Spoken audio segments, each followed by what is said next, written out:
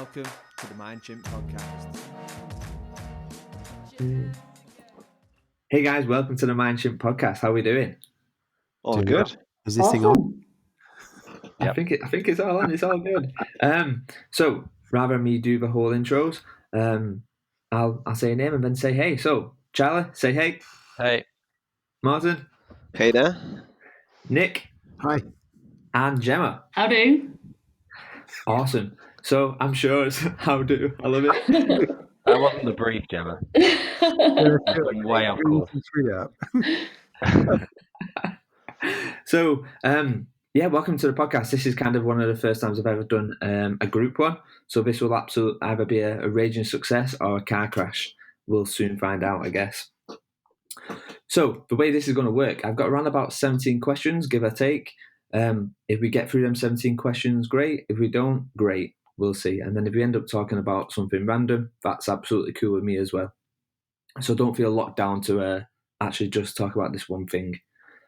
However, the first thing I want you to do for me, please, if you can, I want to go through and we'll start with Gemma.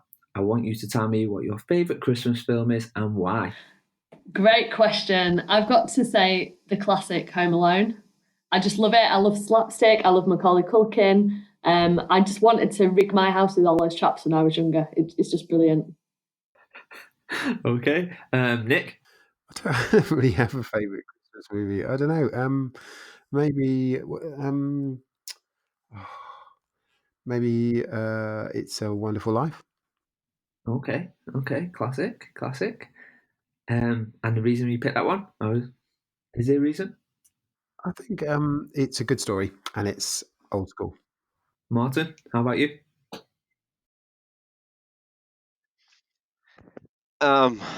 It's a girly movie. I quite like Love Actually. I saw this is kind of one of those segues, I guess, in a little way. I had a look at Facebook yesterday, and somebody said, "I fucking hate this time of year when everyone loves Love Actually, because just think about what he did to Emma Thompson when he had the affair with the slut in the office." And somebody had written underneath, "You should just watch Die Hard afterwards and look him fall down the escalator or elevator. Now see how you feel." So I thought, Can I change my vote to Very true. Morton's? That's way better. I like Love Actually more. I like Love Actually. What is that? 7 stories. Englishmen go to Canada and meet, or to the US and meet all of the hot girls. It's nice. I like it. I think we see that quite a lot though. Like when we listen to say songs, you've got like Mr. Brightside or Hey Ya, and when you listen to them, they're quite upbeat kind of songs. But when you actually listen to what they're about, they're actually it's got quite a dark take on things. But yeah, sidetrack. I like the Bill Nighy the story best of all. Yeah. Oh yeah. What about the A.G. Stalker Rock. one? The Stalker one? Yeah, the guy stalking Keira Knightley. Oh, that's creepy. That's so creepy. It's really And everyone's creepy. like, It is creepy. And he turns up on her doorstep. Yeah. Oh, what are you doing? That's awful. Yeah.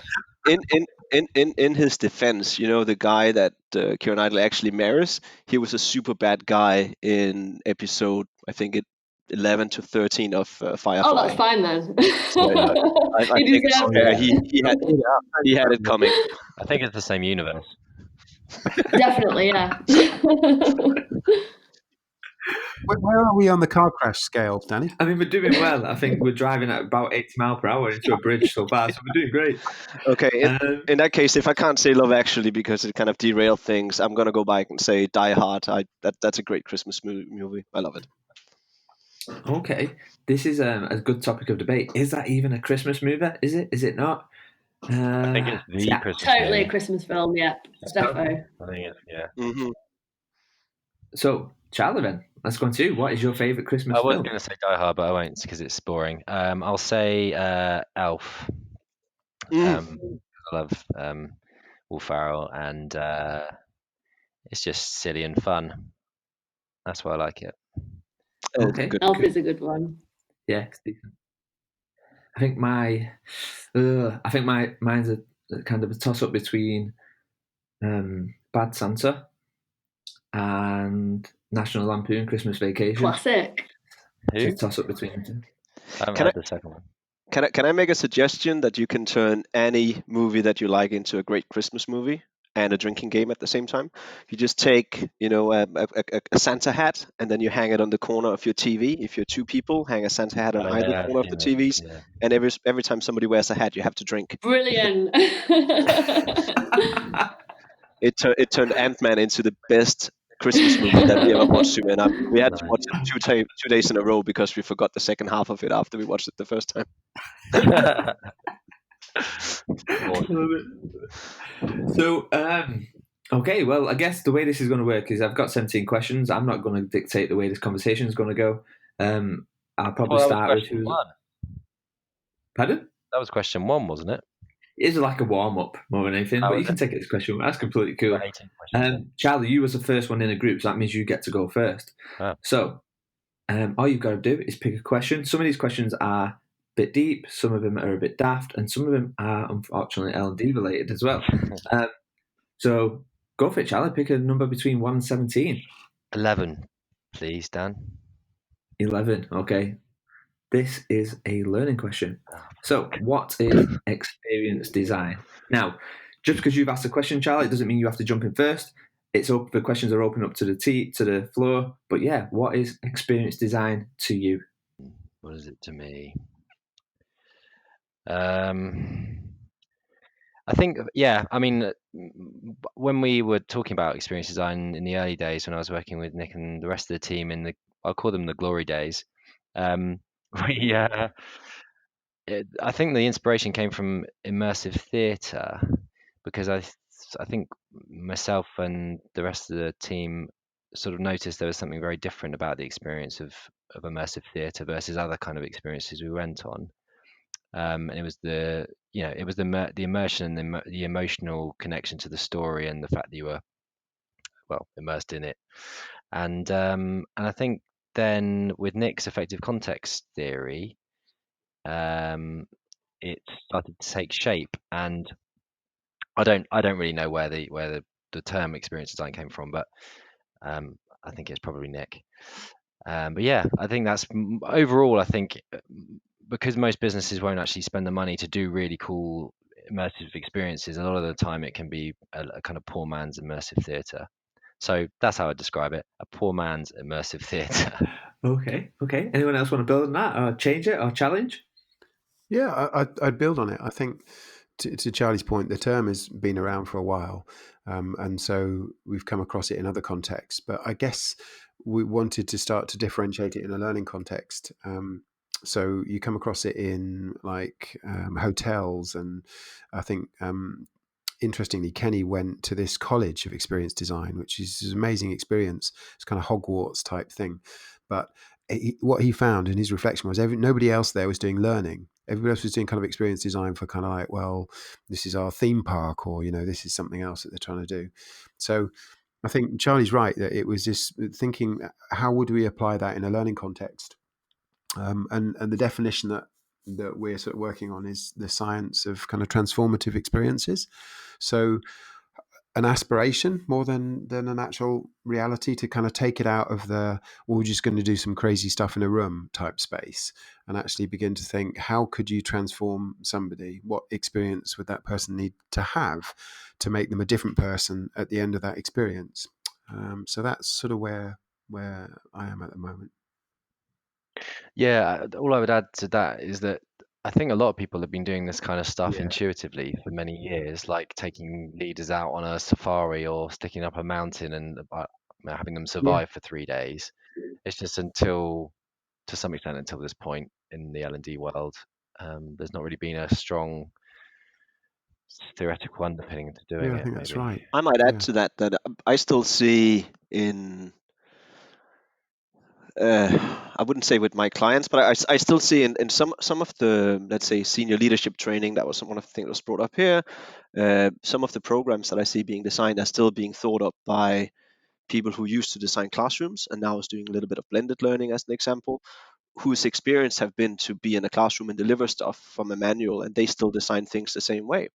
They're still thinking, what are the business needs that we have uncovered, or think that we've uncovered because the business has told us there's something that, problems that we need to solve, and then let's solve for that by talking about some of the topics that the business have brought up as being a problem, and they're still not thinking about what is actually relevant for the user.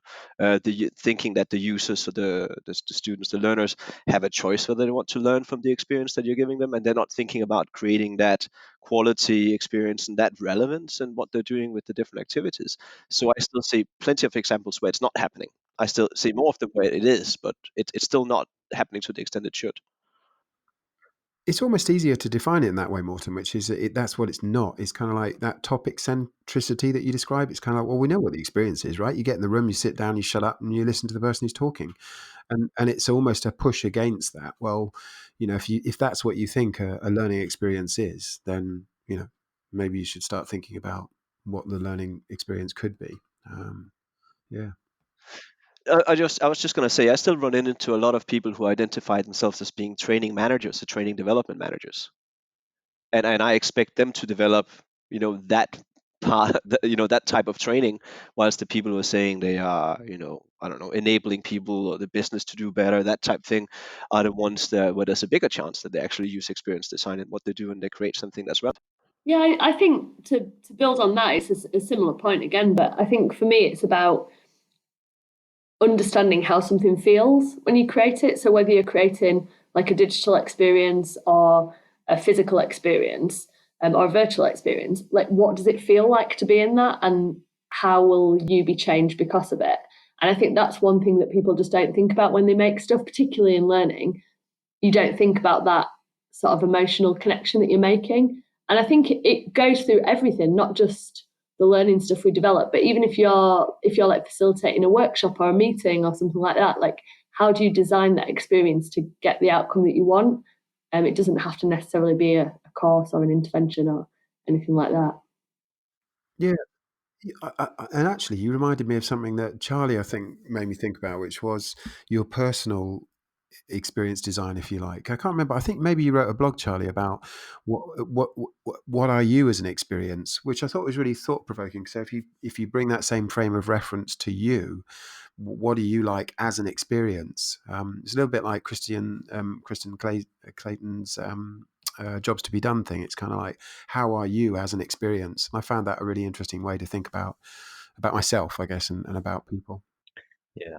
They talk about it, but personal brand is another way of thinking about it. All I was going to say to add on to everything else, what everyone else has said, is what I've kind of noticed from my most recent role is that the experience doesn't necessarily need to be an external experience. In the same way that mindfulness can be quite effective in an organization as well, you can have an emotional connection and go on a journey in your own head to some extent.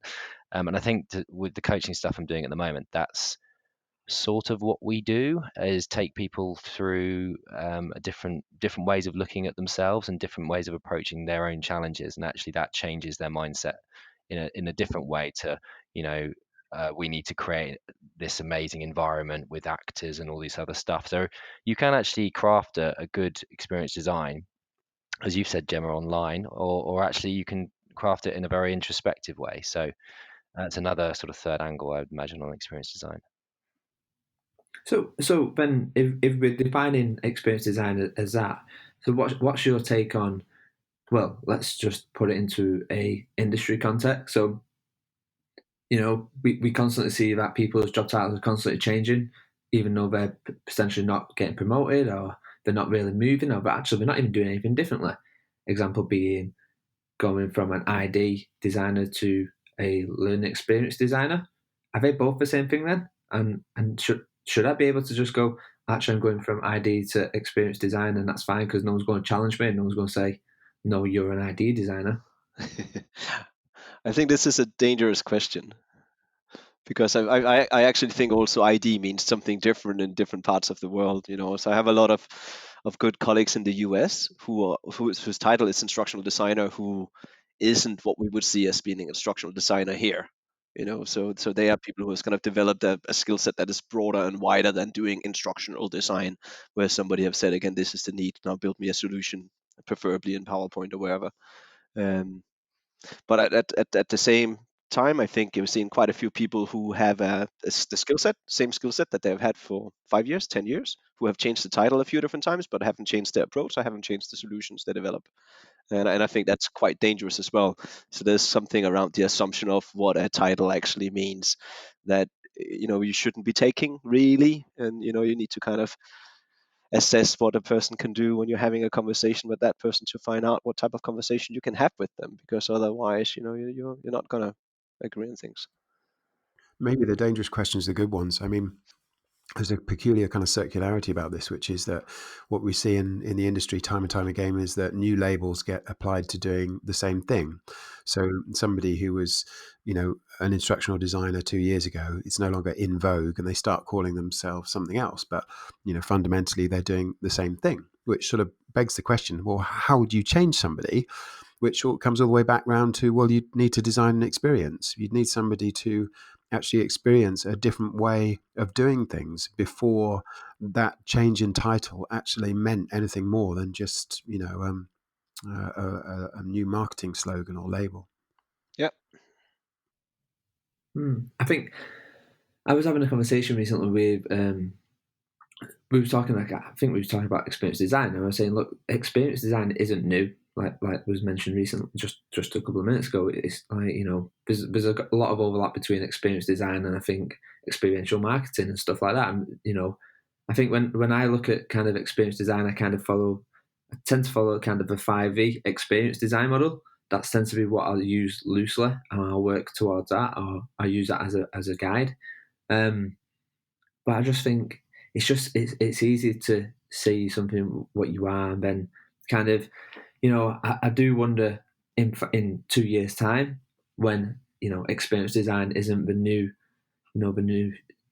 knight in shining armor, and something else comes along, how quick it'll be to people go, actually, I've done that, I've done that once, or actually I understand it, so that's what I'm going to be now. It's just, and I think you find that quite a lot in industries anyway. It tends to be, it's easy just to quickly shift left or right whenever you want, really. I don't know. I think that's sad in the sense that it's a reflection of our industry and that the labels don't mean anything. I mean, you couldn't say you were an engineer, a structural engineer, kind of 1 year, and now I'm a bioengineer the next year, because that actually means something. Yeah. You actually have to be able to do things, and it has a connection to a theoretical basis. And I think that this shifting of labels reflects something corrupt within the industry, which is that we don't have this kind of foundation or theoretical basis. There are no specialists. Yeah, and I think that's the nub, and the nub of the issue in many ways is that there's almost like an intellectualization of, is that even a word? I don't know. It's just bullshit terms, isn't it?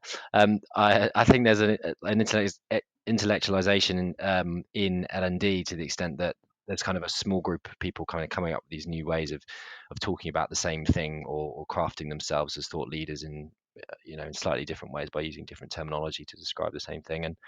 And that's why I'm kind of really alienated from the whole thing, and I find it incredibly frustrating. I don't attend any L&D conferences, because actually what I prefer to do is look at what the marketing industry, or the different industries are doing, because I feel like they are specialists in their particular area. And I have a wife who does social media for a living, and I can see how quickly that industry develops. It's weekly. They've got they change, they understand data, they understand their customers, they understand experiences, and I have much more affinity to that world than the world of L&D, which just seems to be kind of moving around in circles and patting each other on the back because they've managed to deliver another course which feels like the course they delivered 10 years ago. So it's a bit of a rant. It's a good rant, though. I think it's really valid. Like, what we are doing as whatever we're calling ourselves, experienced designers or whatever, is we're changing behaviour, and that's exactly what marketing and advertising does. It really understands human behaviour, behavioural economics, behavioural science, and then uses that to nudge people in a direction to change what they're doing, and usually to buy something. Technically, for us, it should be easier because we're not trying to get people to part with any cash, right? We're just trying to get them to change their behaviour. But I think you're right, taking cues from. But we don't measure, and that's the problem. That's the real problem, because we don't really, in many cases, we don't really know if we're having an impact.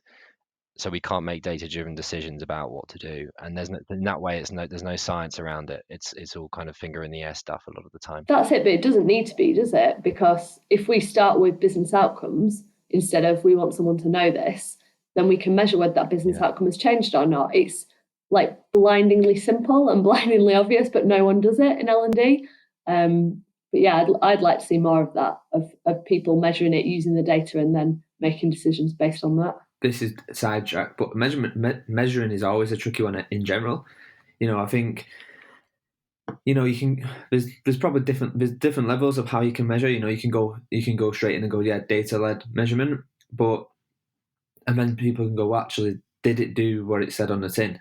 Did it give a good experience? When you look at kind of, let's use someone like Meow Wolf. I think we talked about that in the group in the past, but kind of they're like a very arty experience kind of put together projects. I wonder how they would measure their experience. Like, you could easily go, okay, well, it's ticket sales, but actually there's got to be more than that. If you want a data fact, then you could go straight up with, well, we sold all our tickets and maybe we've got some repeat customers and stuff. But I wonder how many people go through that experience, and I wonder how they're measuring, because if you could just do it from a profit kind of thing, well, it's great. We sold tickets and it was a sellout. Great. Are we talking about training ROI now, Danny? And is this the point at which this is a car crash? Yeah, I think that happened very, very quick. Nice pulling out that rabbit hole there, Nick. So, Martin, I think you was the second one in the group, so go for it. Pick a number between 1 and 17. Please, can I have number 8? Number 8. Okay, let's see. This is an L&D question. So, kind of, but kind of not. No. So, I guess from your guys' point of view, what is your plans for 2019 from your personal development? So, non L&D related, and from your professional. And again, your professional development might not even be to stay in L&D. I don't know, but yeah, what's your plans for 2019 personally and professionally? Who gets to go first? You, it's your question.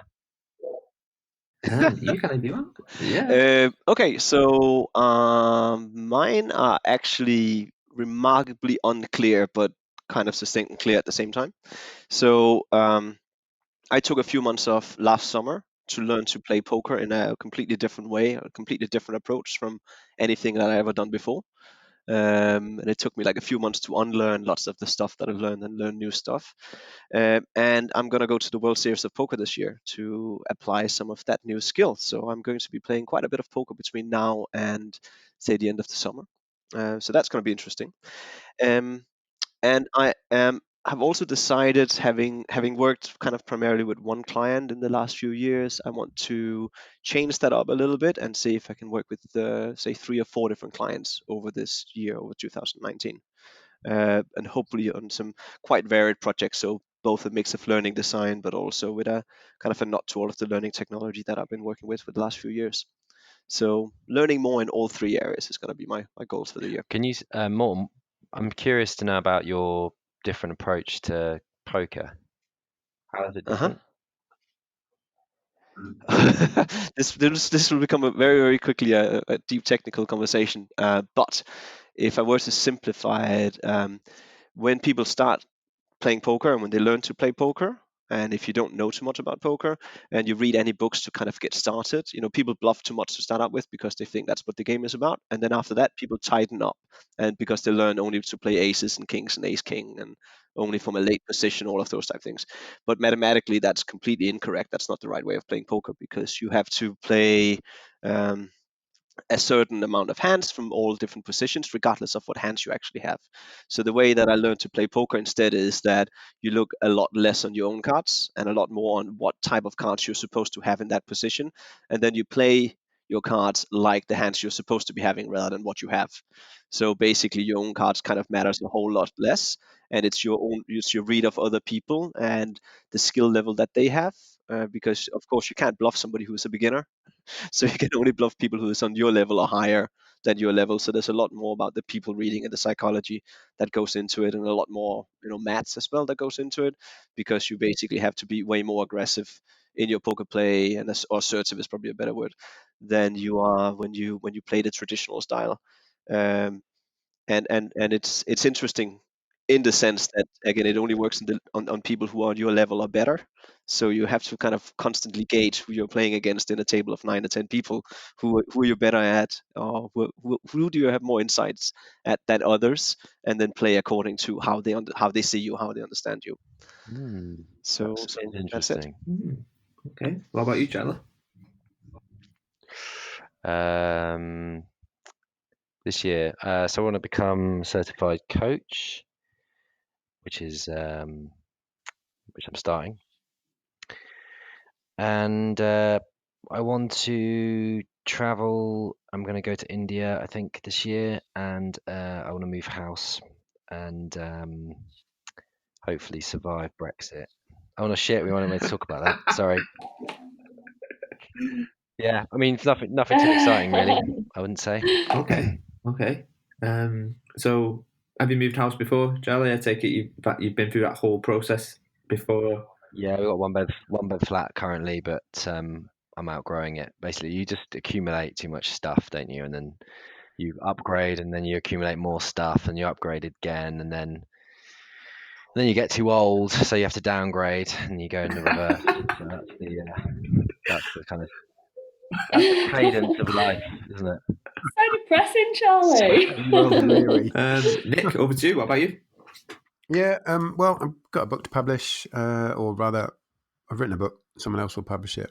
So I think it would be a bit of an interesting crossroads, really. So a crossroads, you can either just kind of carry on as you were before.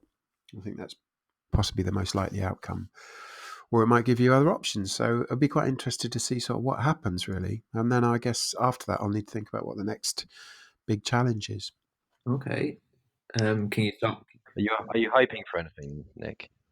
Sorry, Dan. I'm trying not to hope for anything, I think, because I think otherwise you can build things up in your own mind, and you can start to slip from reality, and you've become a sort of Walter Mitty character. And you have your own idea of who you are and what you deserve and whatever. So I'm just thinking, well, it'd be good to sort of take it from there, really, get it out there and see what happens next. Okay, cool. Can you talk a little bit about the book, Nick, or is it kind of all hush hush and under wraps? Yeah, no, I can. I mean, it's called How People Learn. It's a book about how people learn. And it introduces a completely different way of thinking about learning, really. And then it talks about, well, if you bought into that approach, into that theory, what would it mean for the way we design education? What would it mean for the way we design training? So the best possible outcome would be everybody in education and training thinks, oh my God, why didn't we think of this? And it slaps their palms to their foreheads and says, yes, we've got to change everything. And so there's quite a bit of description about how you go about changing things if you did that. But I don't really expect that to happen. So, we'll see. Okay. Sounds interesting. When do we know a date of when that's due to kind of hit the shelves? Yeah, thanks, Danny. Need to get better at this. It's early May. So yeah, about that time. Perfect. Available in all good bookshops. And some shit ones too. Near you. How about you, Gemma? You need to get marketing that, Nick. My plans for next year. It's funny, Nick and I were talking about this yesterday. I think what I want to do more is what I'm going to call extracurricular stuff. So I feel like the experiences that I've had this year where I've got the most out of it have been stuff that I've done with like-minded people off our own backs, not for any reason other than the fact that we're interested or we want to change stuff. So things like this, like the Mind Chimp podcast. There's potentially a vlog in the wings coming soon. Doing a bit more blogging and just sharing stuff that I'm doing a little bit more. So I've done quite a few of the conferences, and I know, Charlie, you've got a particular view on L&D conferences. I take a slightly different view that there's a lot of people out there standing there telling you what to do, but there's not a great deal of people who are doing it and who are talking about that. So I want to share more about the challenges that I face and the problems that I've run up against and the mistakes that I've made. and try and help make the industry better through that. So I think that's like my work type stuff that I'm hoping to achieve. I want to carry on trying to make work feel more like real life. That's my mission. Solve real problems. And then I guess on the personal side of stuff, I'm getting married next year, which I'm really excited about. So, yay! So we're getting married in the desert outside Las Vegas, which will be cool. And I suppose that ties into my lifelong mission of have more adventures. So yeah, have more adventures next year, I reckon. Just do.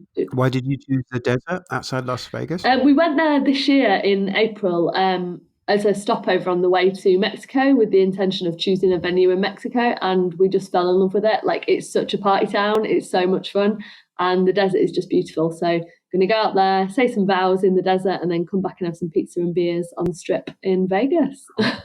So Martin, if you're playing poker, I might see you there. I was going to say, I could swing by the desert, no problem.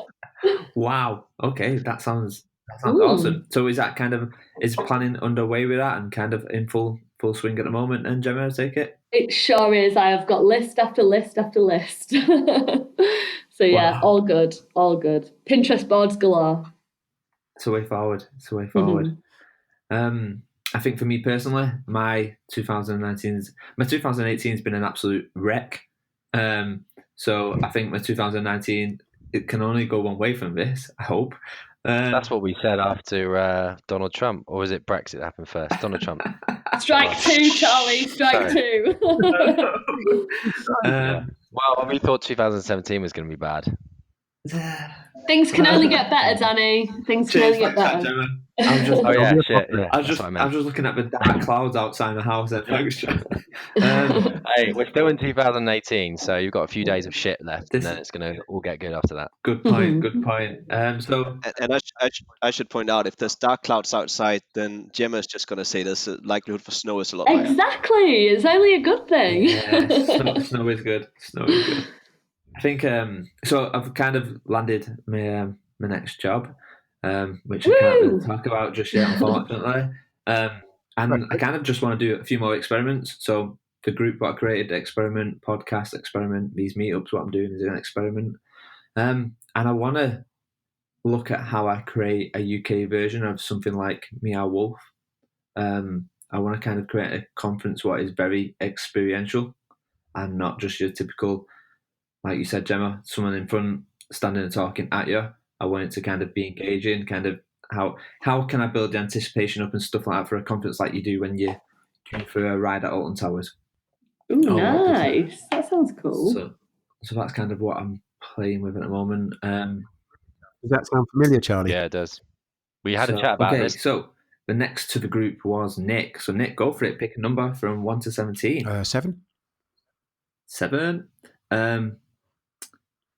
Okay, so at the beginning of our session, I asked you to pick a value. Yep. Yeah. And now down his values. So why did you pick? In fact, let's do this. Nick, what was the value you ended up with? What? The 3. So at the end of this session, at the start of the session, you should be left with just one thing, either a value or Sure. What was yours? It was childishness. Okay. And why is that important to you? Well, it's become more important to me. So the other one, the one that I used to have as a number 1 value is number 2 is kind of understanding. And I've sort of realised that understanding is limited is by your childishness. In other words, it's the other way around than you might think. Is you can only understand things to the extent you're prepared to be childish. And you sort of see this, in case that sounds weird, you sort of see this as people grow older. They get very kind of sober and serious, and they take themselves very seriously. And that's the point at which they stop developing and their thinking stops evolving. And I've been thinking a long time about emotionally. It's not really a rational process, it's an emotional process. And it's like that sort of sense of gravity weighs them down, their own seriousness. And I've started to realize that unless you can preserve that sort of feeling of childishness. There was a book I read many years ago by Suzuki called Zen Mind, Beginner's Mind. And it's a little bit like that. It's basically saying, look, you have to be able to keep that spirit of childishness and that feeling of being a beginner if you wish to continue developing and growing and learning. And so I sort of realized that however much you understand, that then becomes a bit of a weight, and that the more important thing is that you remain kind of open. So yeah. And what about you, Martin? Let's go with you next.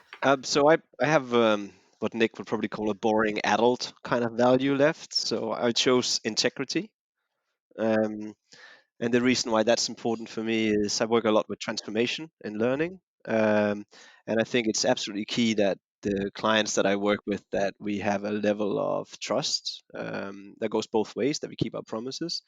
I find that what I help companies do is actually think through problem areas that they have, and I need them to be very honest with me about what works and what doesn't work for them.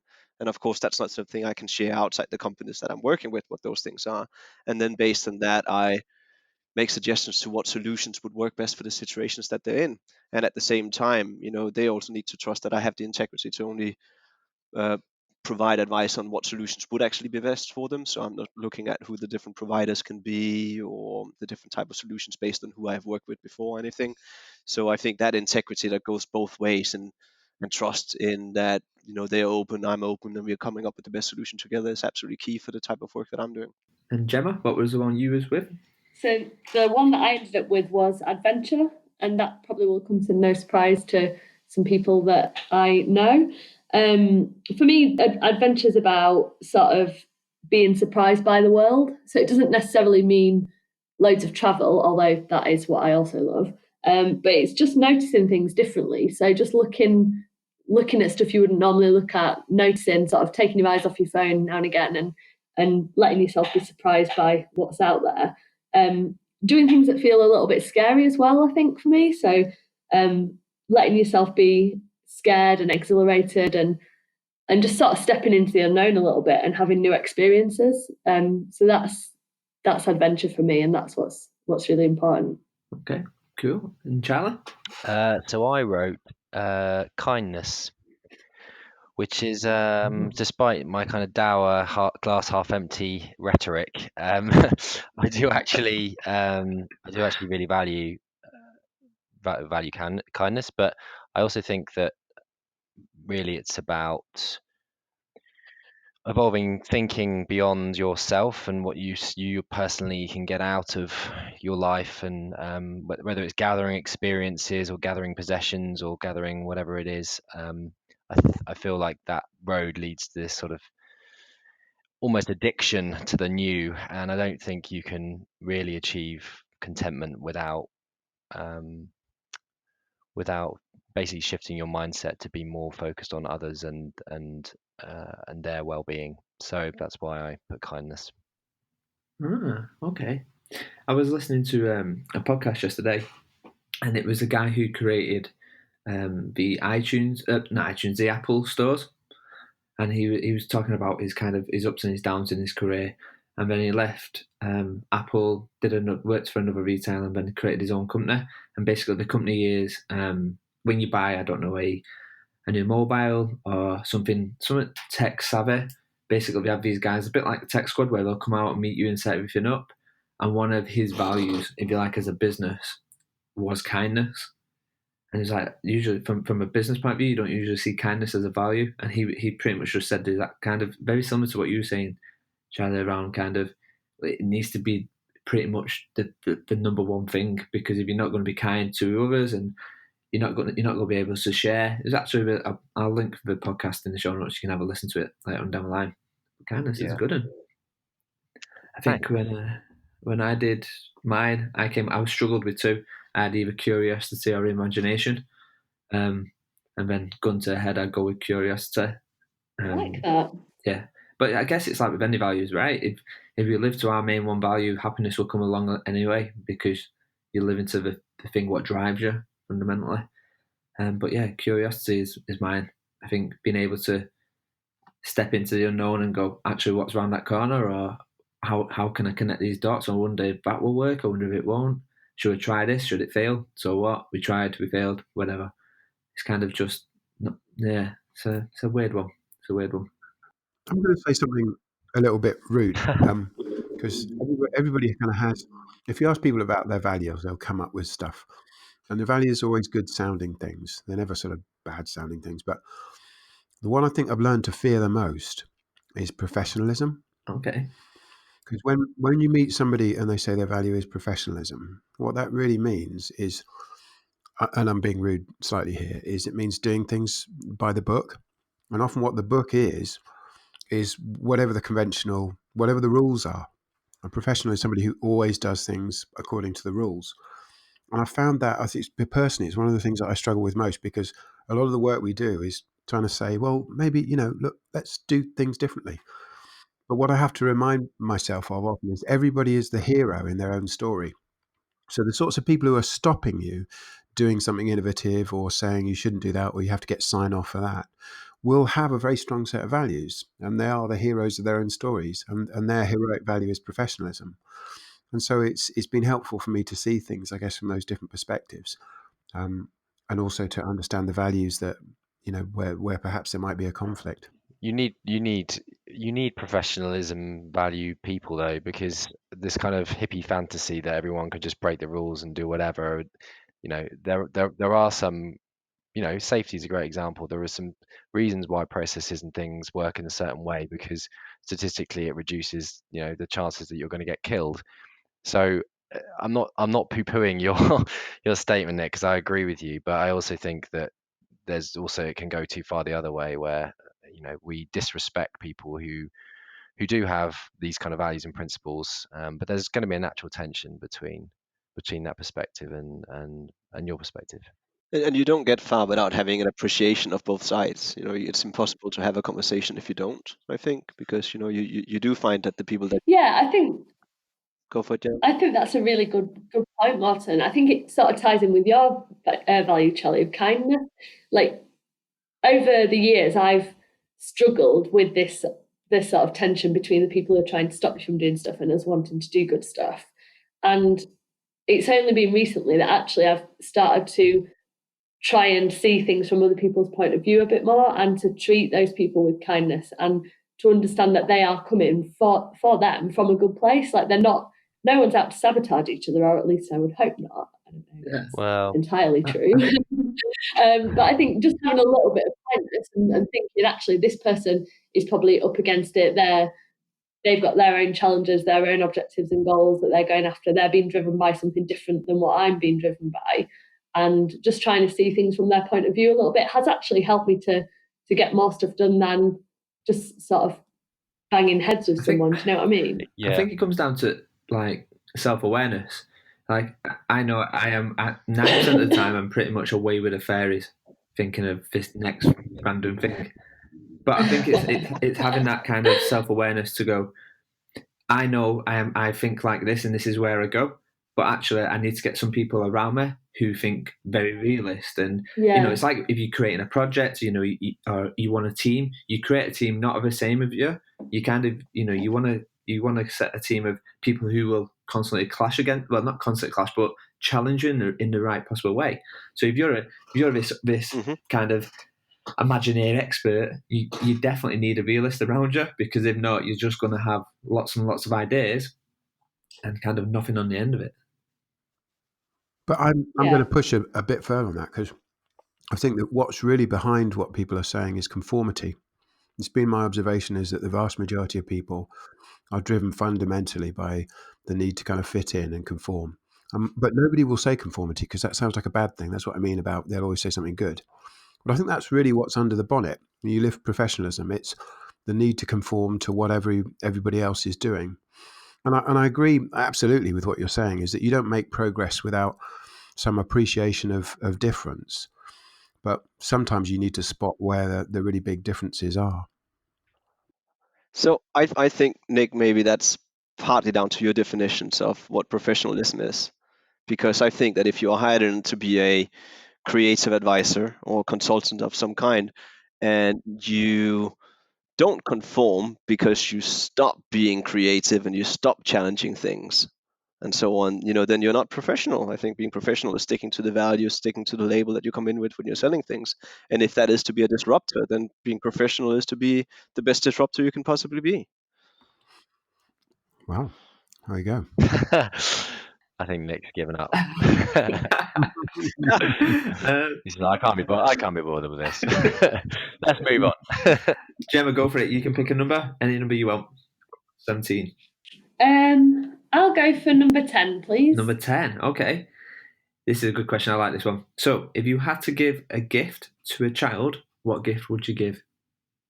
Great question. I don't know if any of my 6-year-old nephews are going to be listening to the Mind Chimp podcast before Christmas, but I'll just hazard a guess that they might not hear it, and I'll sort of tell you about my sort of gift buying theory for kids. I always buy books, partly because I love books, and I think some of the best gifts that I've ever had have been books.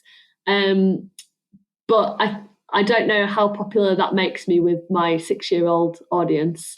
I think sometimes they'd rather have a football or some sort of sword or computer game, something plastic. I don't know, but I think when I think back to some of the best presents I had, there were books, and yeah, that's what I always get for kids. So sorry if you're a child and you're related to me, that's what you're getting. Chad, let's go with you. So I've got a godson, and I bought him. He's only like 1, I think. In fact, I don't even know how old he is. But I bought him a pillow, which is shaped in the shape of a hammer from like a Viking era thing.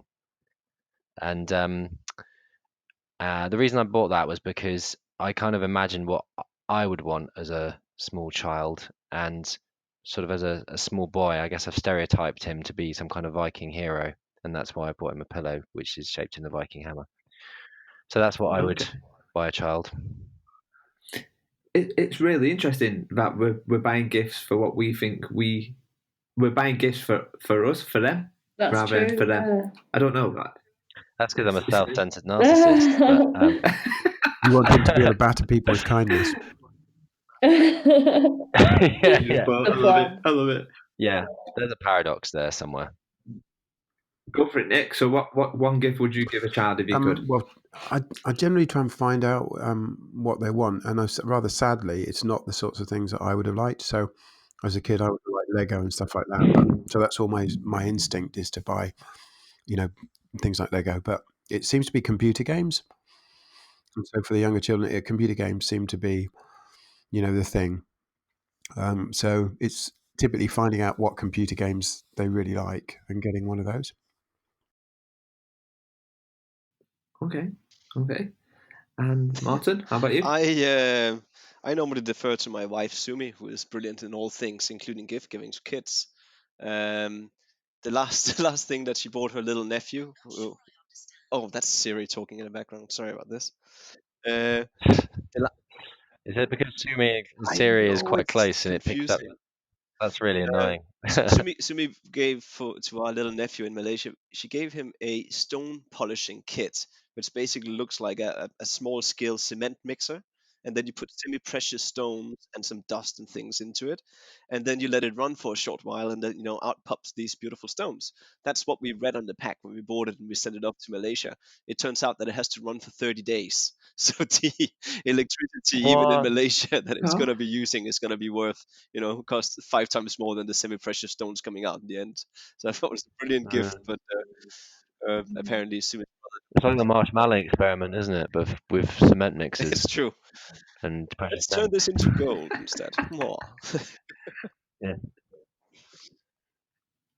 Brilliant. I kind of want one. That's a good sign, right? I know. I want one. The best present that I ever got when I was a kid was, and I was 6 that year. I got a chemist kit called my Little Chemist. Do you know this in England? You get like little little tubes full of different things, and you can a little book, and you can mix things together. It's like a cookbook. I have something like that. Oh, cool!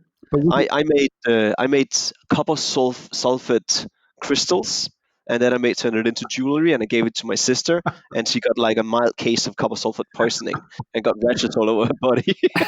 My memory is very different. Maybe that's revealing. Is that I remember the challenge was always, what's the most explosive thing you can make from Yes. the chemicals, which is probably why they've stopped selling them. Yeah. Wow. Where'd you go from that? I'm just sitting back thinking, what a good mix of potential terrorists we've got at this corner. Okay, so Charlie, it's back to you then. Question. Again, is it? Pick a number. Blimey. Okay. I'm going to go for 2. Number 2. Okay. Deep question, I guess. So, if you, as our species, was to die and you had to leave a written paragraph behind to jumpstart the next species, what would you write? Blimey. That is a deep question. What would I write? It's a trap. That's what I'd write. Yeah, I don't know. It's a tricky one. Has anyone else got an idea? Maybe we could co-create something. Good question.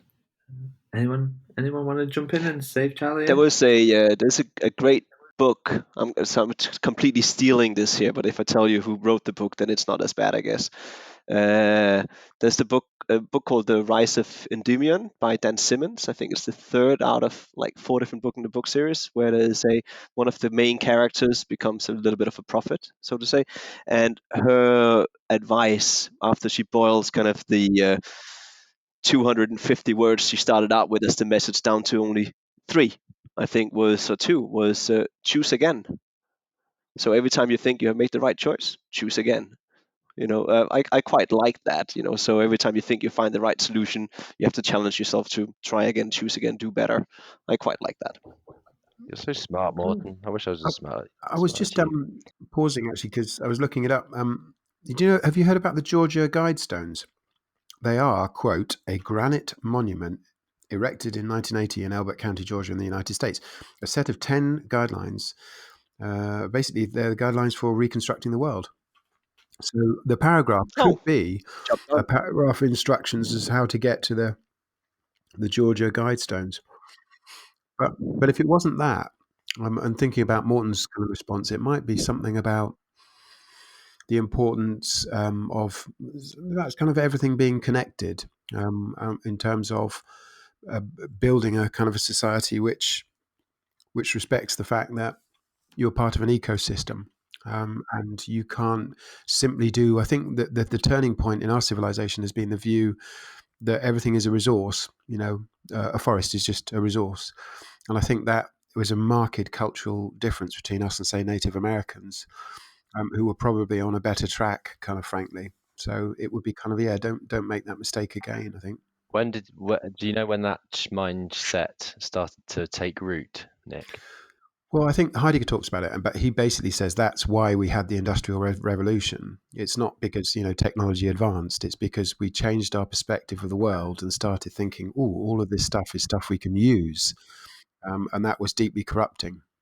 So I guess it would have been it would have predated Industrial Revolution, I suppose. Oh, okay. If you could send that link, Nick, that'd be great. The guidelines, I won't mind having a read of that. Okay, cool. Let's move on then. So, Martin, it's back to you. Pick a number. Between 1 and 17. Yeah, so the numbers we've had so far is 11, 8, 7, 10, and 2. All right, let me do number 14, please. Number 14.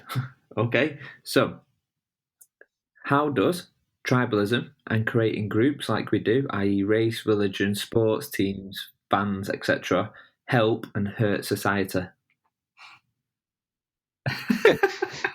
Thank you for asking me that particular question.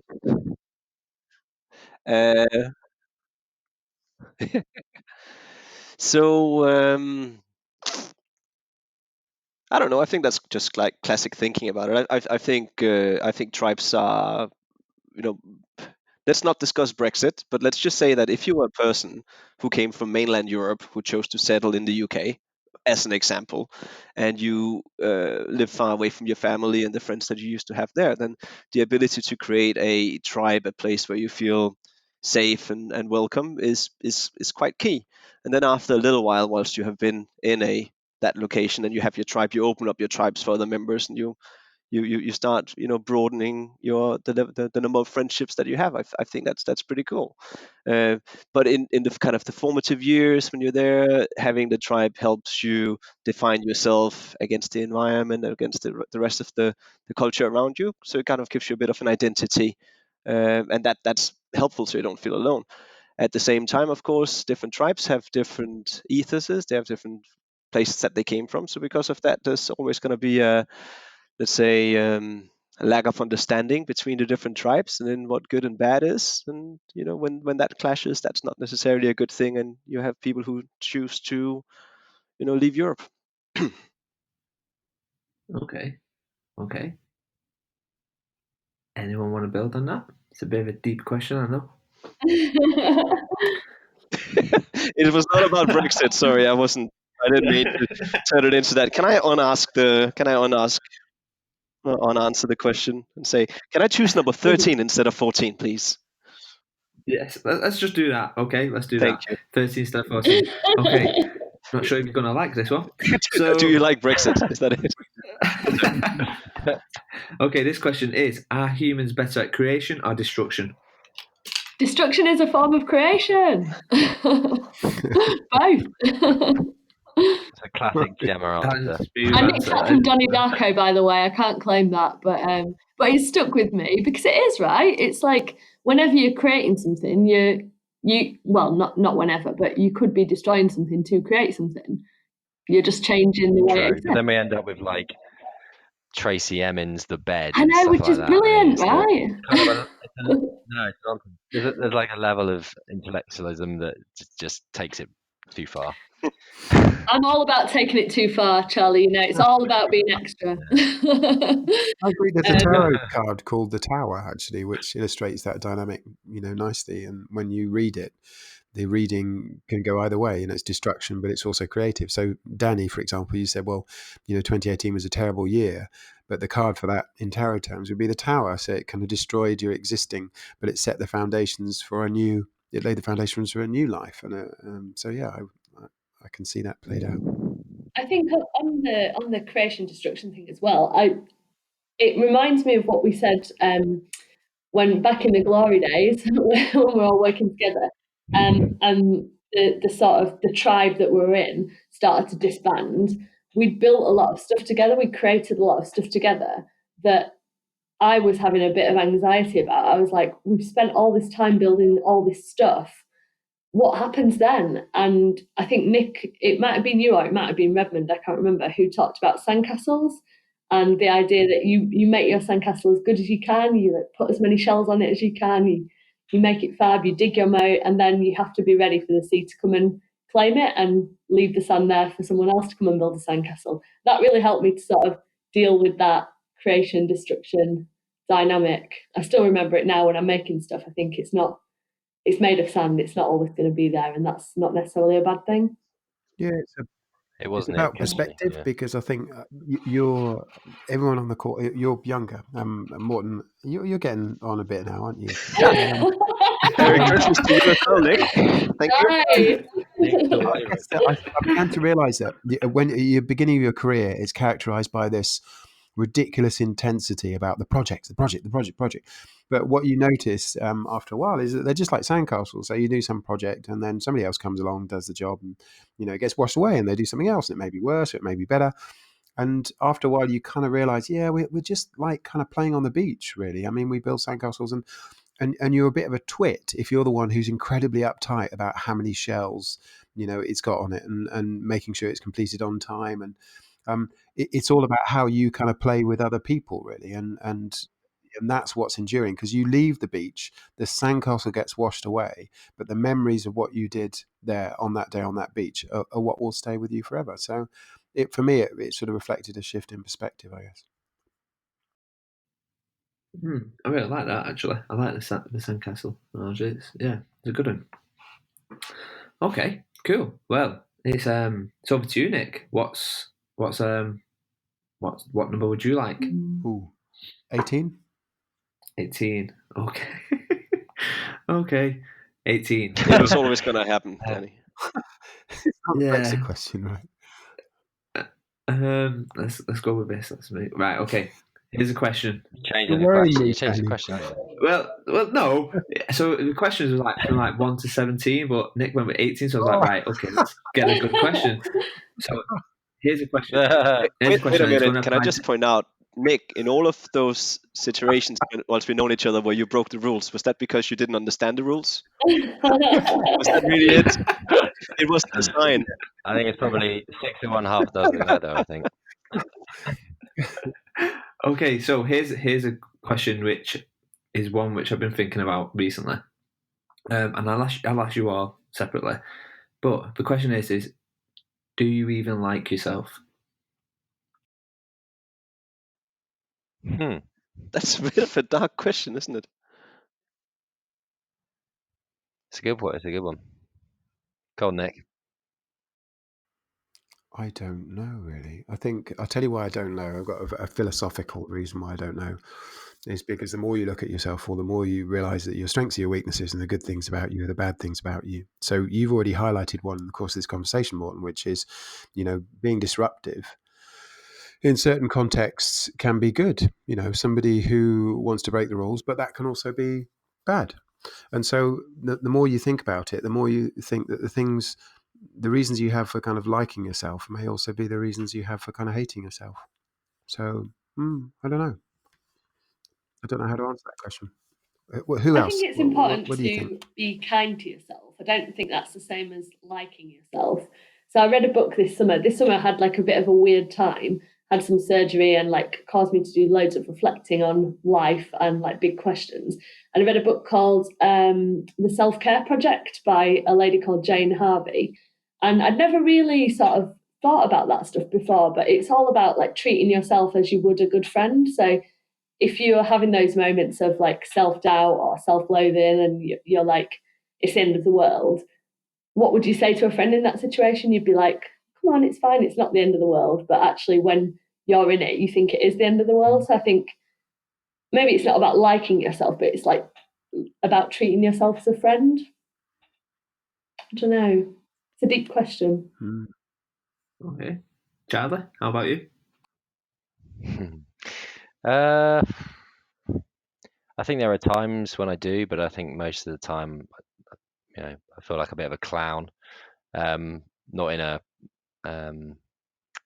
I think it's useful to kind of remain ridiculous in your own mind, because I think what I fear more than anything else is becoming big-headed or arrogant, because I think it's a really unattractive quality, and maybe I've been guilty of that in the past. So yeah, I think there's times when I think I'm doing the right thing, and I like myself when I feel like I'm doing the right thing. There are times when I feel like I'm being a complete arsehole, and then I kick myself the next day, sort of thing. So yeah, it I think depends. the only times I really like myself, and perhaps it's a more honest reflection, is when I can see that I did something and that made somebody else feel really great. And then I guess I feel good about that. So I noticed that a bit. Okay, Martin, how about you? Yeah, I do. Okay. Okay. Let's add a bit to that. I wasn't sure what to answer when you asked the question, and then I was kind of thinking back to if there was a difference between how I see myself now and how I saw myself a number of years ago. And one of the things that I realized was that I probably had a little bit of a personal kind of crash when I was 20, probably also when I was 30. And then, as Nick said before, I'm getting on a bit as well. So, I'm older than 40 now. And I think like every 10 years, there's probably been some kind of life changing things happen that's made me reevaluate how I saw the world and how I saw my own place in it. And I think that each time I've kind of crashed and then got back up to where I was, or back to where I was, or hopefully in a slightly different place, I got a little bit smarter. And I think focusing on helping other people and showing kindness and having this broader awareness that everyone, Nick said, in each own narrative, everyone is the hero. Having a greater appreciation for that motivation different people bring in to their situation, how they see the world, and appreciating what that actually means for how you work with them or interact with them matters quite a bit, because you like a win-win is not when you win twice. I used to probably think that when I was proper young. I'm the older I get, the more I appreciate that sometimes you win without winning. If not other people around you do it, that's a win too. So I guess getting older, slightly less selfless is good. Okay. I like that question, Danny. That was a How good about one. you, Danny? I kind of, yeah, I'm with Martin on this one. I think probably I have to reflect on past me to understand present me, I guess. Probably from when I turned 29 to about 32, I was a complete dick. Didn't like myself. I say I was a complete dick. I didn't like burn anyone's house down or anything like that. But like I wasn't. I was a nice person still then, but there was traits looking back, and even in that moment, I knew I didn't like who I was. Yeah, and I think you have to do that to understand if you like who you are now. Right now, yeah, I do like who I am. I think I'm trying for stuff what I try to do. One way or another, it's me trying to give back, and that's kind of how I get my fix, if you like, of knowing I'm trying to give back one way or another. Maybe it's in my time, maybe it's in this, maybe it's in something else. But yeah, probably about 29 to 32 ish. Yeah, I didn't like who I was. I mean, I look back on it.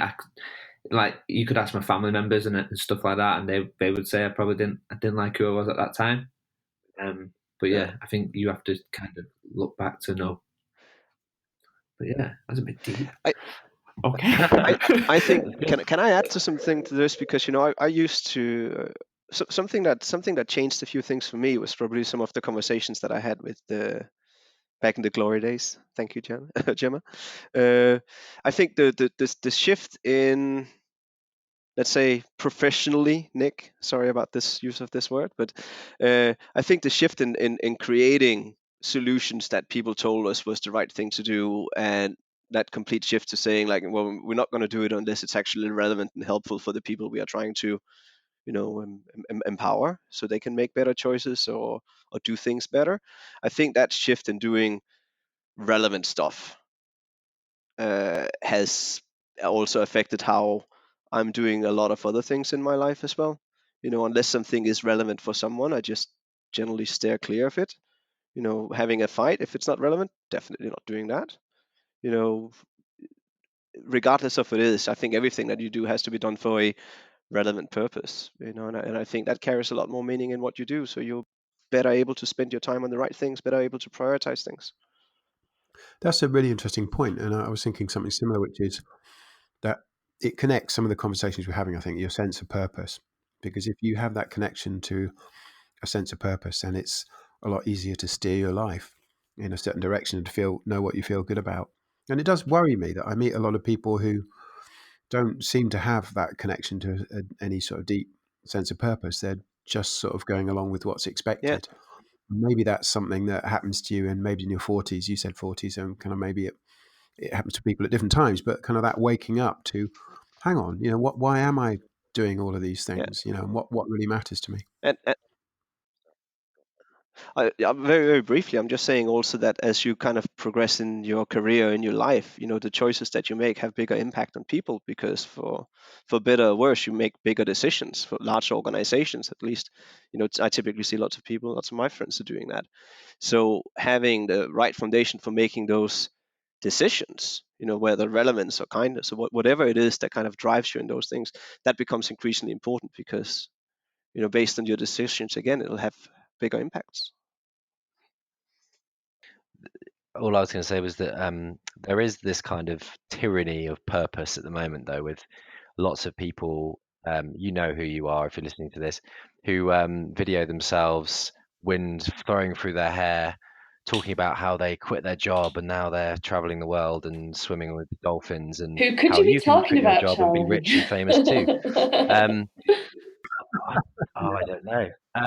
But this kind of myth that everybody needs to be some kind of guru, or everyone needs to be some kind of celebrity that has a really deep and meaningful thing to share, frankly pisses me off. because I think it's pressure. It's almost a sort of individualistic pressure. It's part of consumerism, part of commercialization, where you've got to be the hero of your own story, as Nick was saying earlier. And I don't buy that. I think there's also something about being kind of content and accepting that you don't have to change the world or be the next Gandhi to actually just be a good person and actually live their life in a way that is beneficial. I feel the same way about it, and I think it's the tyranny of sort of marketing, which is that it subverts purpose, which is supposed to be a fundamental thing, and makes it Yeah. like something you can show off about online. And it's kind of like, well, whatever's going to get me hits, right? Well, if this purpose isn't getting me enough likes, I'll switch to talking about something else. And I think that's exactly the opposite of what purpose should be. It shouldn't be something which is just there for show.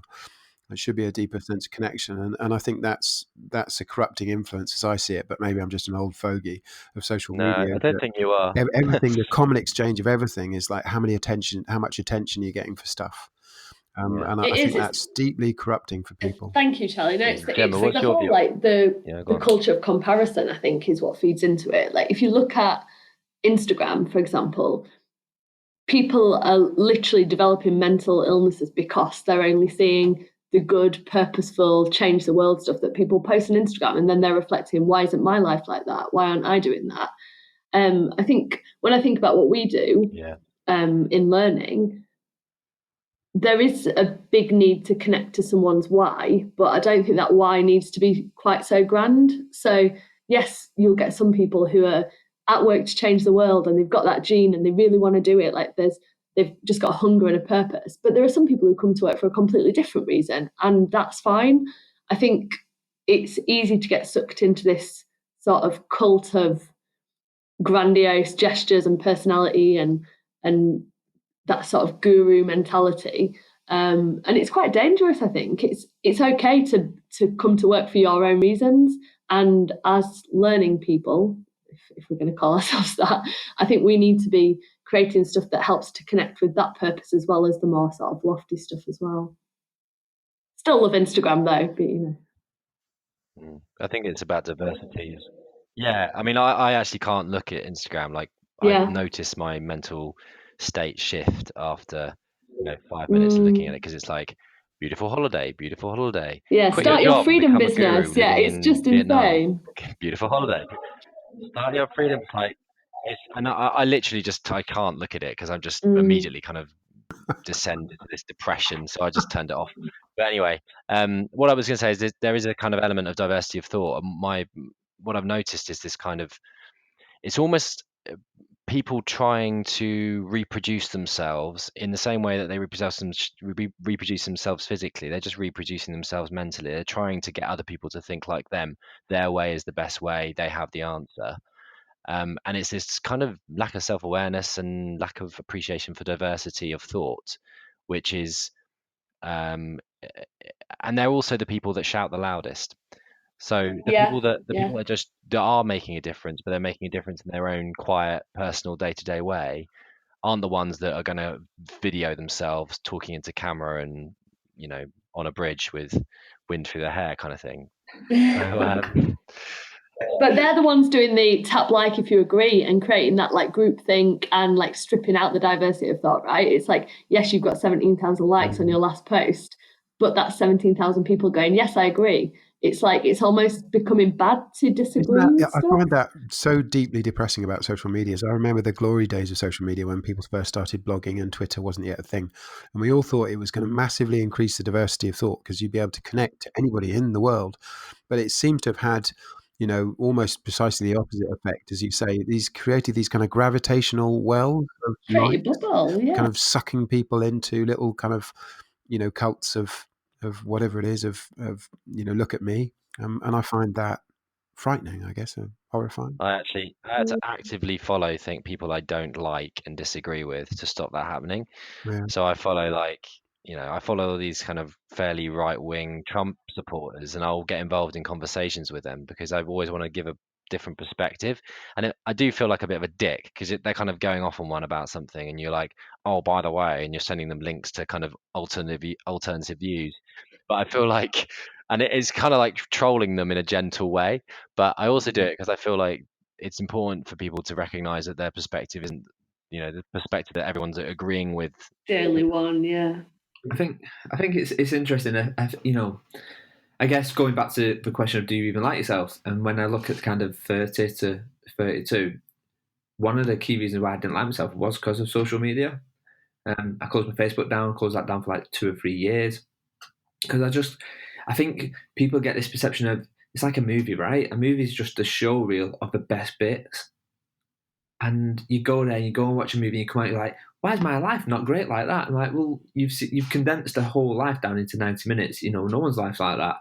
But I think it comes back to kind of that self-awareness again, because when I shut down my Facebook and kind of limited my social media activity, I started kind of seeing things not for what they were, but I started kind of being in a moment a lot more. And I think you'll probably see this next year and probably the year after, where you're going to have this backlash. I think we've already started seeing it, to be honest, but this backlash of kind of being away from your phone and being bored again. I think I'd love to be bored again. I would love to be bored again. How many of us are actually bored, truly, truly bored? I don't think we have time to do that anymore. Oh, I hate being bored. I think you don't get bored though. It's true. It's like no one has downtime. Like there's always something to do. I don't know if this is just being like a grown up, which I'm not the biggest fan of, but there's always something to do. Like you could be doing the washing or at the gym or I don't know, prepping your meals for next week or whatever. But there's always something to fill the time, like including social media. So I think stepping away from your phone is a good thing, but I don't know if that will create boredom. I went to a Quaker school, and Quakers sit in silence for like hours, and it's worth trying. Even just for like 10 minutes. Just can you do it? I suppose it's a bit like meditation practice, but just sitting in silence, not doing anything, but just being kind of alone with yourself. It's surprisingly hard to do these days, I find, because there's so much to distract you that if you're not listening to music, you're watching TV or you're looking on social media or. Yeah, I remember you did a presentation, Nick, which really stuck with me. It was the one where you were talking about, I think it was with the Red Cross. We did that presentation, and you talked about how if you see people looking at their phones in queues, what they're basically doing is UX, patching UX, which I liked that kind of analogy, which is that and you see it on the tube as well. As soon as anyone's mind starts to switch off, or they end up becoming alone with their thoughts and things, they get their phone out and they start filling their brain with whatever it is that's on their phone, because for that reason, Danny, they're not bored and and I escape it. And I truly think it's only when you get true boredom that you'll get your true inspiration anyway. Nick, you mentioned being able to sit down in boredom. I do that quite a bit now. I kind of just sit down. I have this little bay window, and I sit down like some sort of old man with a pipe, smoking rocking jacket. chair. Are we just getting old? Is that the problem? Are we just like 5 really old people talking about the good old days and how for yourself. Social media. I'm the youngest here. Social media is the world's going to the dogs. Yeah. Grumpy old people. It's interesting you mentioned about kind of this infinity pool of how apps are created now, the infinity scroll and stuff. There's a really good book which I read probably about a month and a half ago now. It's the guys who created the Design Sprint book. It's called Make Time, and brilliant book, and I probably recommend it. But he talks about putting a physical barrier between you and your phone, because it's got to a point now where it's just we inevitably just pick it up and look at it. You need to actually start creating this physical barrier now. That unfortunately is the world in which we're in now, and I just find that so depressing. I think that's going to evaporate. So I think the effect of Charlie and I guess probably agree on this, but augmented reality and VR is that the interface will just disappear. It won't be a physical object. It'll just be information in your field of view all the time. And I think that will be it'll be a very different kind of people that live in that world. I think it is not far away. I remember when we first met, Nick, having this conversation with you about that. And I think I just watched the very first Black Mirror where they have like the chip in their neck. I don't know if you've seen it. And it's basically about Facebook, but they see everything through like a contact lens. And I was like, I cannot wait, chip me up, like get that chip in my neck, get me connected to the mainframe. Now it's completely switched. Like, I don't know if I want that. Like, I want to be able to disconnect and take myself away from it. I already feel like it's a massive part of my life, like massively connected. And I'm not sure more connection is what we really need. Yeah, we're old. I think what we need. That's it. That's what it is. God damn it. That's what it is. Because when I was a younger man, I didn't get enough of the the mainframe, the connection, the Same, dude. Same. gamification. All the shiny, sparkly stars and points that you used to get, and now I'm just like, oh, bloody, leave me alone. It's like you missed your 30s and just turned 50 instead. Yeah. It's I wouldn't want it. I think this is where Google Glass was kind of ahead of the time with that Google Glass, and I think that was a very crafty move what they played, because when they realized, well, whoever launches the next version of that, it's just going to make that path so easy to go down. We're already talking to our homes. It's not so scary now to have someone constantly just listening to us. I think, I think Google Glass did. I don't know if it did it on purpose, but I think what they did was it was ahead of the curve, tested the environment, and when actually the people aren't ready for this just yet, then Snapchat come out with their Snap glasses. Actually, they had a bit of an uproar, pulled them back again, and then slowly but surely, assistants have crept into our house now anyway. It's really not that big a deal no more. It's interesting. Okay, so who's on for the next question? Is it you, Gemma, or is it you, Nick? It's not me. Must be Gemma. I will go for number one, please, Danny. Number one. Okay. Let's have a look. Okay, number one. It's an L&D one, unfortunately, Gemma. Mm-hmm. So when it comes to kind of talent and succession, talent and succession planning, I guess, what other ways do we have, or do you know of, other than the usual dull 9-box grid? Ooh. So this is kind of like a problem to the group. So more than anything. This is something that's sort of on my radar at the minute at work, actually. So I'm starting to think broader than just the learning space and look at talent and OD in general, and look at the technology that can underpin those processes that we have that can make them better. So this is the exact problem that we're having right now. So I don't think it's a solution or sort of a silver bullet, but there's an interesting thing that I think could fix part of the problem. There's a tool called Fathom. I don't know if anyone's come across it.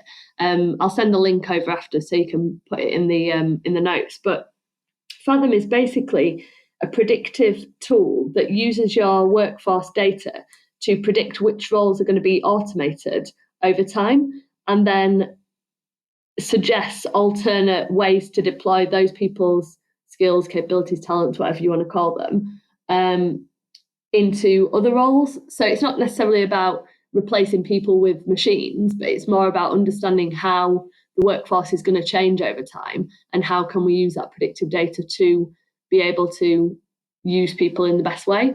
So it's an experiment that we're starting to run from next year. So I'll keep you posted on how it goes. I don't know if it is going to work, but I thought that was a bit of a different way of thinking about not necessarily career paths, but just the way that the workforce of the future is going to change and how we can start to be a little bit more predictive with what we're doing with our data.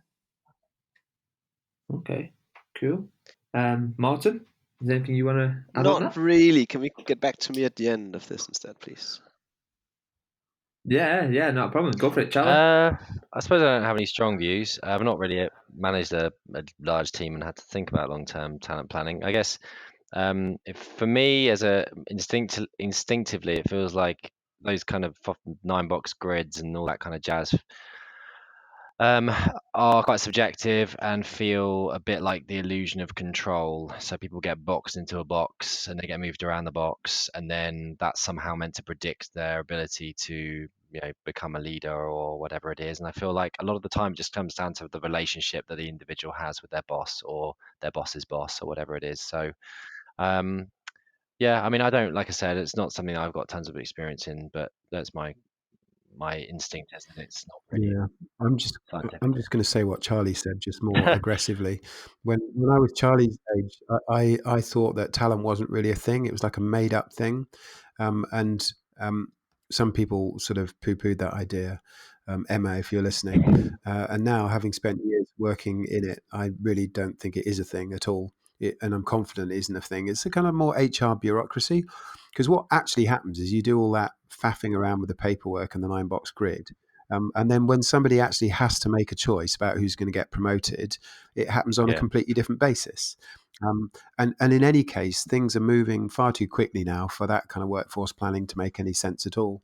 So I'm actually writing a paper on this tonight as part of something we're supposed to deliver for a big organisation. And I think, and we've had to answer this question kind of, so what is the future? And I think badges. So you can see a more kind of gig economy world where people are coming in and out, and most of your labour are contingent anyway. So it just doesn't make any sense to do succession planning. And the world is just too VUCA, if I can use that jargon. Everything's happening too fast.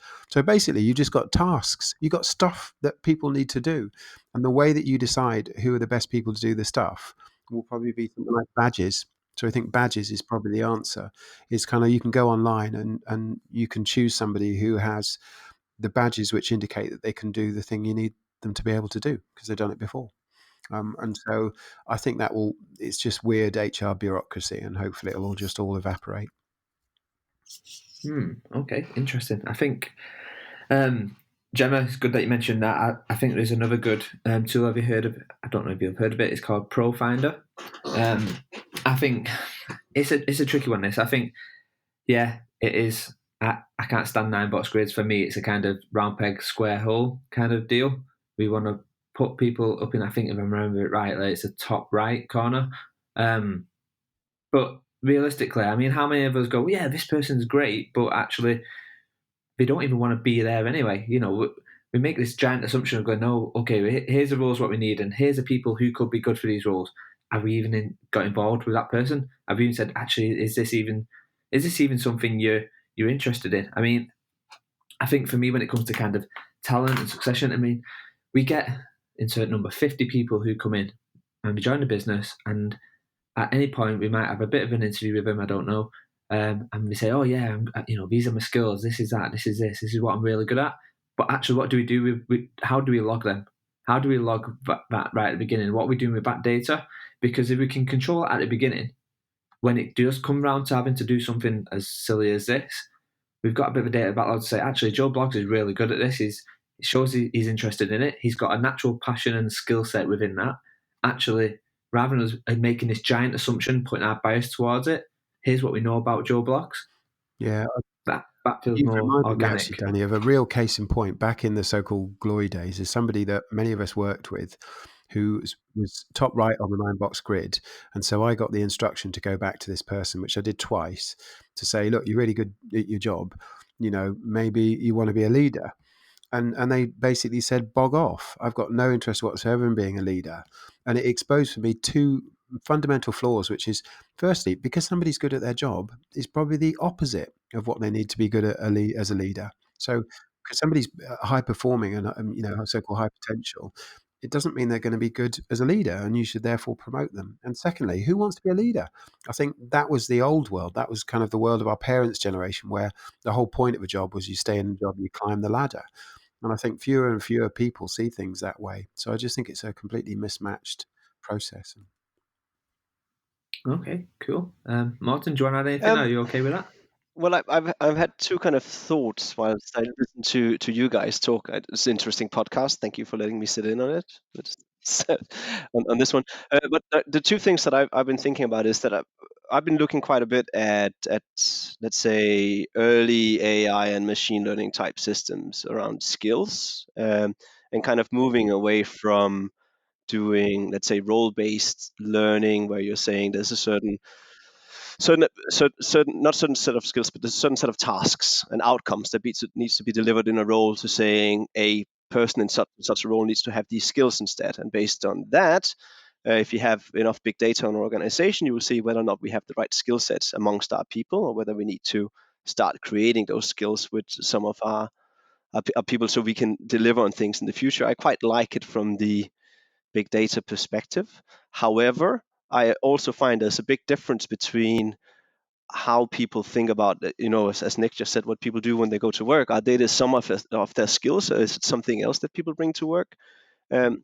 And something I only saw here the other day that kind of changed how I feel about this, because I did like the big data. I did like the ability to train people in specific skills and enable them to do their jobs. But what somebody spoke to me about the other day was a strength system instead, where if you allow people to select which strength that they think is key for who they are as a person, what they bring to their job, and then support them in developing those things instead of skills, then that actually works even better.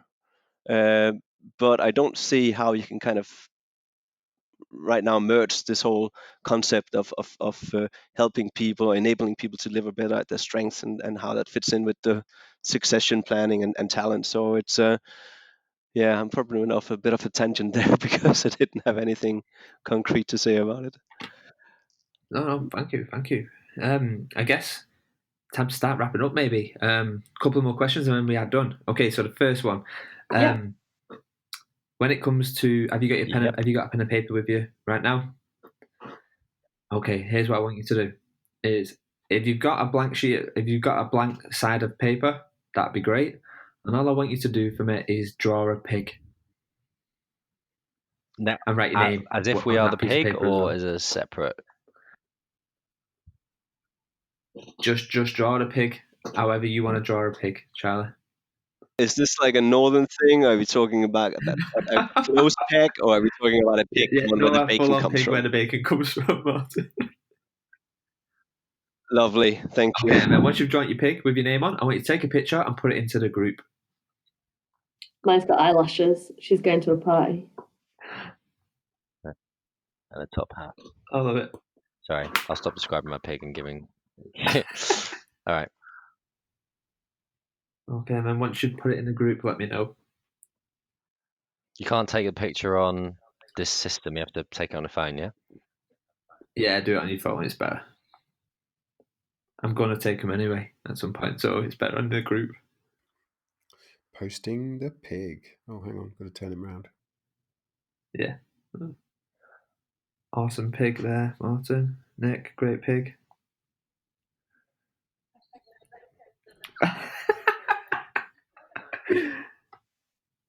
Okay, I think we're just Hashtag no waiting for one bacon, more. the veggie in the group. There you go.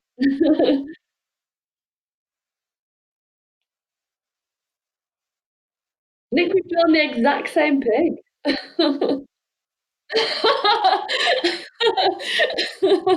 No comment.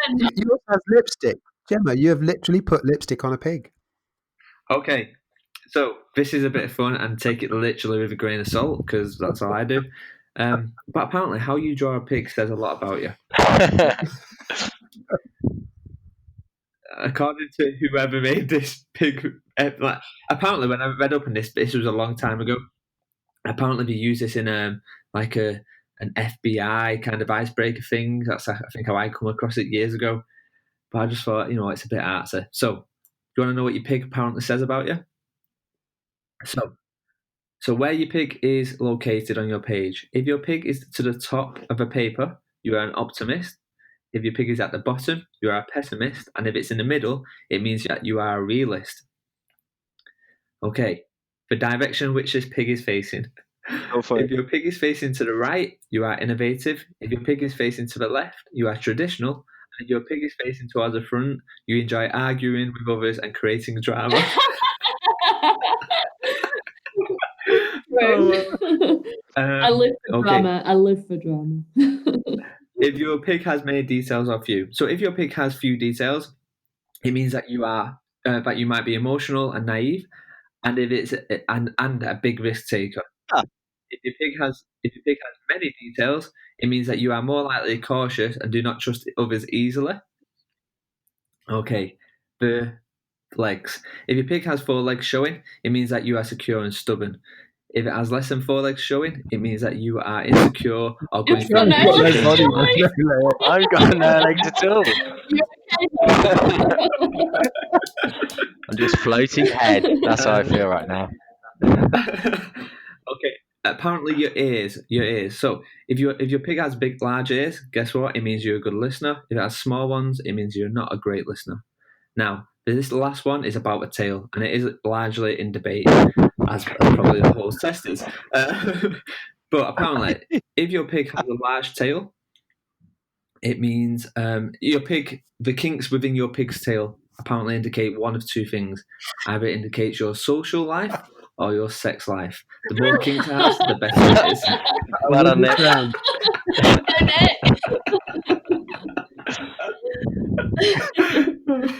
Yeah, that's pretty accurate.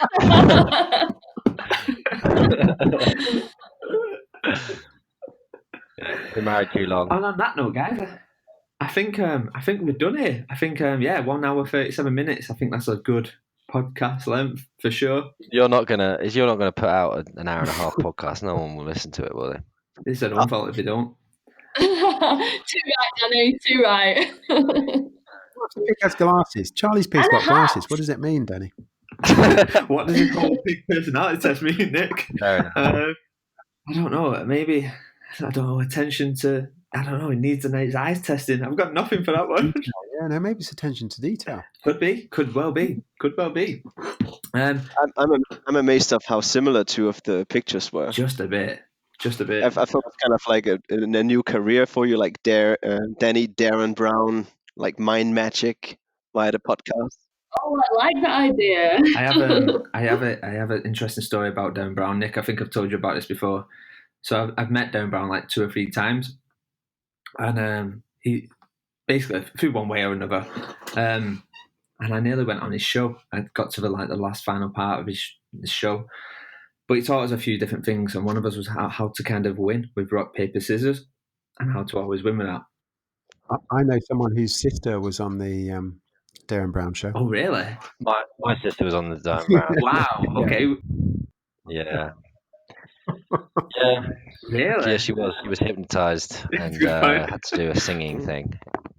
Using the subject and going back to the rock scissors paper thing, I'm designing this is a plug. I'm designing a Christmas drinking rock scissors paper game, which I will post. I don't know, maybe I'll post it on LinkedIn, or maybe I'll send it to you, Danny. You can post it with it. But it's going to be epic, and it's going to involve lots of shots. Okay, I'm sounds intrigued. perfect. I'm in. Can you do that at the same time as you play that game with the Santa hats on your TV? I don't think I've got that. I'll be waking up in February, Martin. Like, where's January gone? Perfect. Well, on that note, guys, it's been an absolute pleasure. All that's left for me to say is have a great Christmas and a good New Year. Happy Christmas. Thank you, Danny. This has been Good luck with the new role, Danny. Yeah, good Thank you very luck. much. Happy Christmas. Bye. Bye. Yeah, it was fun. Cheers, guys. Put your hands together.